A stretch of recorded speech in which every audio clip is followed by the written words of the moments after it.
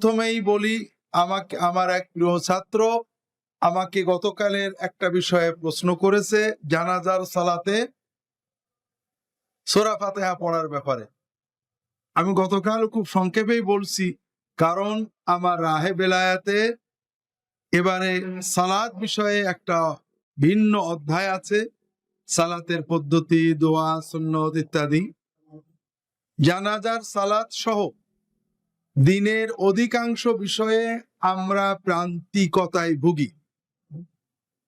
অর্থাৎ আমাদের সামনে সাহাবায়ে কেরাম, তাবেঈগণ মডেল না হওয়ার কারণে আমরা ছোট ছোট বিষয় নিয়েও প্রান্তিকতা, বাড়াবাড়িতে ডুবে পড়ি। কেউ বলেন, যেহেতু রাসূলুল্লাহ সাল্লাল্লাহু আলাইহি ওয়াসাল্লাম বলেছেন, লা সালাতা ইল্লা বিফাতিহাতিল কিতাব, সূরা ফাতিহা ছাড়া নামাজ হয় না, আর জানাজার নামাজও নামাজ, কাজেই জানাজার নামাজে সূরা ফাতিহা না পড়লে নামাজ হবেই না। এটা যারা বলেন তাদের কথার পক্ষে দলিল আছে, কিন্তু কথাটা ঠিক না।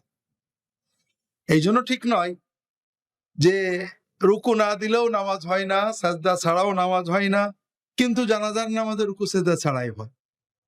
জানাজার নামাজ সালাত হলেও ভিন্নতা আছে। এ ব্যাপারে সুন্নাত খুঁজতে হবে যে রাসূলুল্লাহ সাল্লাল্লাহু আলাইহি ওয়াসাল্লাম কিভাবে করেছেন।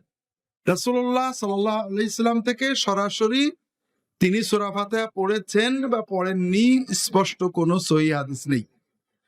তবে আব্দুল্লাহ ইবনে আব্বাস রাদিয়াল্লাহু তাআলা আনহু এবং আবু উমামা রাদিয়াল্লাহু তাআলা আনহু থেকে সহিহ হাদিস, বুখারীতে একটা আছে, অন্যটাও সহিহ, তারা বলেছেন সূরা ফাতিহা পড়া সুন্নাত। আর সুন্নাত বলতে সাধারণত রাসূলুল্লাহ সাল্লাল্লাহু আলাইহি ওয়াসাল্লামের সুন্নাতই বোঝানো হয়। অন্যদিকে আব্দুল্লাহ ইবনে ওমর এবং আবু হুরায়রা রাদিয়াল্লাহু তাআলা আনহু থেকে সহিহ সনদে বর্ণিত মুয়াত্তা এবং অন্যান্য গ্রন্থে যে তারা জানাজার নামাজে সূরা ফাতিহা পড়তেন না। তাহলে কোন সাহাবী পড়তেন, কোন সাহাবী পড়তেন না। ইসলামের ফিকহি বিষয়ে অধিকাংশ এরকম। আকীদার ক্ষেত্রে, হালাল হারামের ক্ষেত্রে, ফরজ ওয়াজিবের ক্ষেত্রে পার্থক্য নেই। কিছু কিছু বিষয়ে প্রাসঙ্গিক মতভেদ সাহাবীদের যুগ থেকেই আছে, আমরা আজকে আলোচনা করব ইনশাআল্লাহ। এক্ষেত্রে আমরা যারা হানাফি না বুঝে মনে করি আমাদের মাযহাবে সূরা ফাতিহা পড়া নাজায়েজ।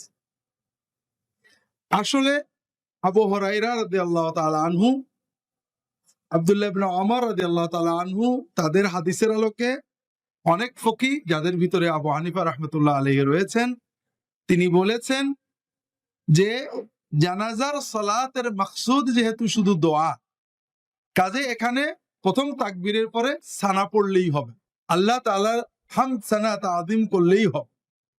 তবে হানাফি ফকিহগণ স্পষ্ট করেই লিখেছেন, শরম্বুল আলী নুরুল ইদাহের লেখক একটা বই লিখেছেন পৃথক, শামী কিতাবেও বিস্তারিত আলোচনা করা হয়েছে যে হানাফি মাযহাবের নির্দেশনাতেও প্রথম তাকবীরের পরে সূরা ফাতিহা পড়াটাই উত্তম, কারণ আল্লাহর হামদ সানা হিসেবেও সূরা ফাতিহার চেয়ে বড় কিছু হয়। আবার যারা সূরা ফাতিহা পড়তে বলেন, তারা যদি প্রান্তিকতায় না যে শাইখুল ইসলাম ইবনে তাইমিয়া রাহমাতুল্লাহ আলাইহির জ্ঞানগর্ভ আলোচনা পড়েন, তাহলে দেখবেন তিনি এই জাতীয় বিষয়গুলো বিস্তারিত আলোচনা করেছেন। আর এসব ক্ষেত্রে দুটো মূলনীতি তিনি বলেছেন। তার একটা জানাজার ক্ষেত্রে বলেছেন যে এক্ষেত্রে সবচেয়ে জোরালো মত হলো সূরা ফাতিহা পড়া উত্তম, সুন্নত, না পড়লেও নামাজ হবে, সালাতুল জানাজা হবে, সে পড়াবে। তা আমি নিজেও এটাই বিশ্বাস করি, যেহেতু সাহাবায়ে কেরাম সুন্নত বলেছেন, কাজে এটা রাসূলুল্লাহ সাল্লাল্লাহু আলাইহি ওয়াসাল্লামের সুন্নত হওয়া উচিত। যারা পড়েননি তারা পড়া যাবে না বলেননি, কাজে না পড়া বৈধ, তবে পড়াটাই যে উত্তম এটা আমি নিজেও মনে করি এবং এটাকেই জোরালো মনে করি।